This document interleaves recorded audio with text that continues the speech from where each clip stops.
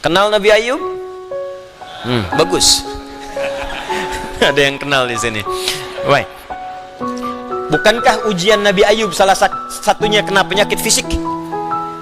Bukankah ujian Nabi Ayub alaihissalam salah satunya kena penyakit fisik? Ya. Pertama ujian harta, habis semua asetnya. Yang kedua ujian keluarga, wafat semua anaknya. Yang kedua ketiga ujian fisik.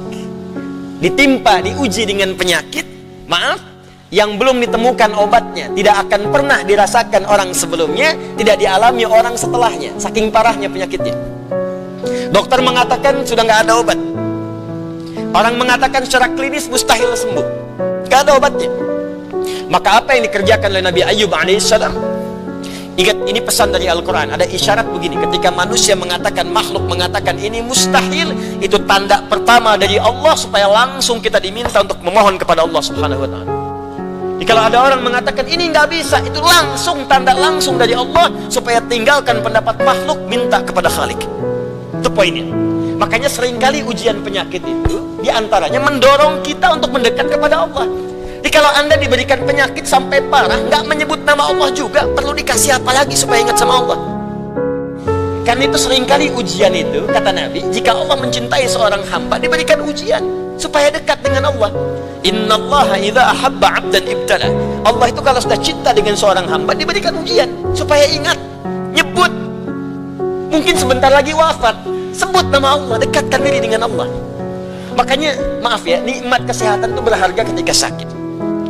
Ya, syukur nikmat itu datang ketika sakit. Peningkatan ibadah hadir ketika sakit. Begitu diuji, ingat Allah.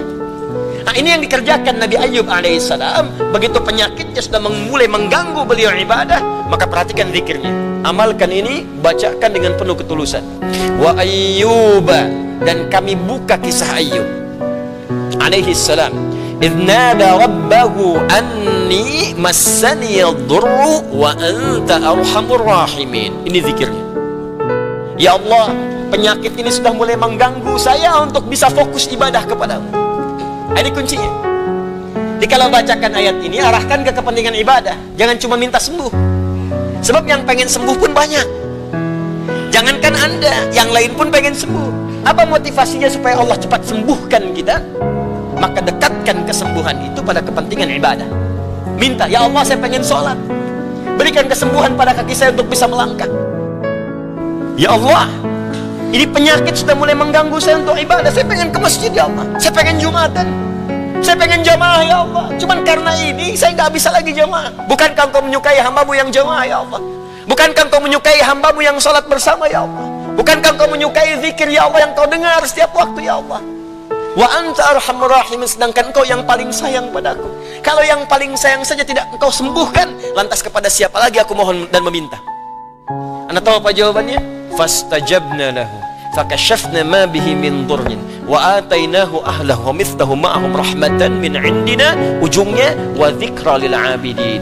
Kata Allah, kalau ada orang yang mengamalkan zikir ini seperti Ayub mengerjakannya, aku akan sembuhkan penyakitnya, hilangkan semua kesulitannya, bahkan aku kembalikan aset-aset yang dirasakan hilang. Anda biaya keluar sekian juta, puluhan juta, miliaran dibalikin oleh Allah, seperti Allah mengembalikan Ayub dan anak-anaknya plus aset-asetnya. Anaknya meninggal 12, sembuh kembali, istrinya hamil lagi. Setiap hamil, lahiran kembar, lahiran kembar. Lahiran sampai 12 kali, anak 24. Aset balik semuanya. Terakhir, bacakan surah Al-Fatihah dengan benar, karena Al-Fatihah disebut langsung juga oleh Nabi sallallahu alaihi wasallam sebagai syifa, sebagai syifa. Wallahu a'lam bissawab. Ini bagian dari ikhtiar roh, bukan bagian dari pendekatan-pendekatan obat fisik. Dan semoga dengan itu Allah memberikan ketenangan, kemudahan, dan menghilangkan segala kesulitan di sekitaran kita insyaallah. Ini sebagai respon dari beberapa saudara-saudari kita yang meminta penguatan dan doa. Sekali lagi kita doakan semoga Allah meringankan semua apa yang kita hadapi saat ini. Dan mari kita khusyukkan niat kita, kita khusyukkan ibadah kita. Semoga amal kita diterima oleh Allah Subhanahu wa taala. Assalamualaikum warahmatullahi wabarakatuh.